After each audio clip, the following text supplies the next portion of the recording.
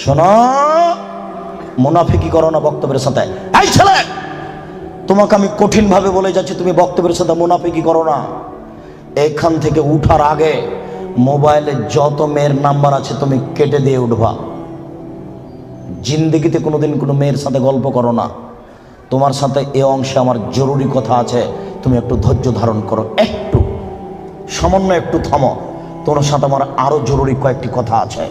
মুহাম্মদ সাল্লাল্লাহু আলাইহি সাল্লাম বলেন, আমি রাতে ঘুমিয়েছিলাম, জিবরাইল আমার ডান হাত ধরলেন, মেকাইল আমার বাম হাত ধরলেন, ধরে আমাকে নিয়ে চলে যাচ্ছেন। যেতে যেতে দেখি অনেক মানুষ আসাদু সাইনতে খাফান, ফুলে ফেঁপে বিশাল বিশাল আকৃতি ধারণ করে আছে। 50 হাত 100 হাত উঁচু উঁচু হয়ে আছে। ওয়ান্তানাহু রিহান, দুর্গন্ধে টিকা যায় না, এত গন্ধ।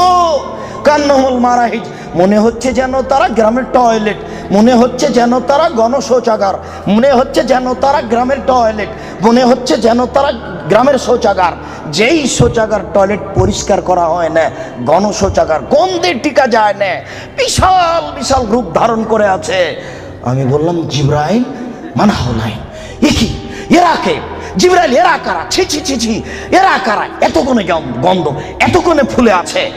তখন জিবরাইল বললেন, অহমদ জোনাতা জাওয়ানি, এরা হলো ব্যভিচার, ব্যভিচারনি। বলো যুবক, মোটা মোটা হ্যাঁ ফুলে আছে, খুব গন্ধ, এরা কারা? ব্যভিচার, ব্যভিচারনি। তুমি সাবধান থাকো, তুমি একটু অপেক্ষা করো। শুনুন, আল্লাহ নবী বলছেন যে আমার ডান হাত জিবরাইল ধরলেন, বাম হাত মেকাইল ধরলেন, ধরে নিয়ে চলে যাচ্ছেন। যেতে যেতে দেখি একটা গর্ত, চুলার মতো। কোন চুলা? যাতে তন্দুরি রুটি হয়। তন্দুরি রুটি চুলা দেখেছেন? ভিতরে রুটি দিয়ে সিদ্ধ হলে বের করে নেওয়া হয়, এরকম চুলা। তার তার ভিতরে দেখি ধাঁধা ধাঁধা ধাঁধা করে আগুন জ্বলছে।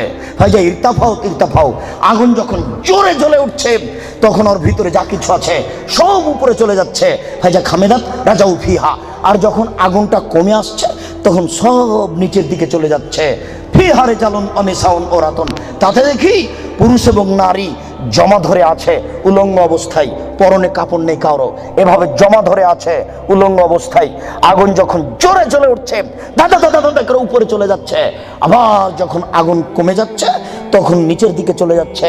আর উপরে উঠলে মনে হচ্ছে যেন বের হয়ে পড়ে যাবে। দেখি সেখানে পুরুষ এবং নারী উলঙ্গ অবস্থায় জ্বলছে। আমি বললাম, জিবরাইল মানাউলা, এরা কারা? তখন জিবরাইল বললেন, অহমদ জনাত, তারা হলো ব্যভিচার, ব্যভিচারনি।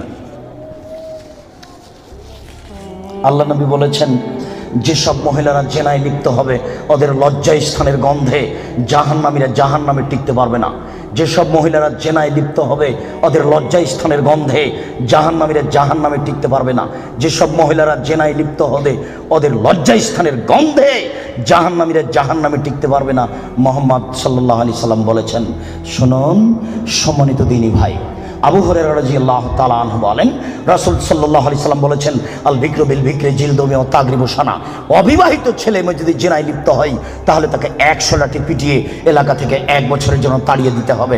তিনি বলেন, আস-সাইবু বিস-সাইব রাজম, বিবাহিত পুরুষ নারী যদি জেনায় লিপ্ত হয় তাহলে তাকে ইট ঢেল পাথর দিয়ে মেরে মেরে মেরে ফেলতে হবে। এদেশের লাখো ভাবিকে ইট ঢেল পাথর দিয়ে মেরে ফেলতে হবে যারা দেবরের সাথে জেনায় লিপ্ত হয়েছে। এদেশের লাখো দুলাভাইকে ইট ঢেল পাথর দিয়ে মেরে ফেলতে হবে যারা সেলিকার সাথে জেনায় লিপ্ত হয়েছে। এদেশের লাখো পুরুষকে ইট ঢেল পাথর দিয়ে মেরে ফেলতে হবে যাদের স্ত্রী থাকার পরেও অন্য নারীর সাথে জেনায় লিপ্ত হয়েছে। এদেশের লাখো নারী বেহায়া, বেশরমা, লজ্জাহীনা নারী যারা স্বামী বাড়িতে থাকার পরেও অন্য পুরুষের সামনে নিজের পরনের কাপড় খুলে উলঙ্গ অবস্থায় জেনায় লিপ্ত হয়। শুনুন, এদের ইট ঢেল পাথর দিয়ে মেরে মেরে মেরে ফেলতে হবে, এদের বাঁচার কোনো পথ নেই।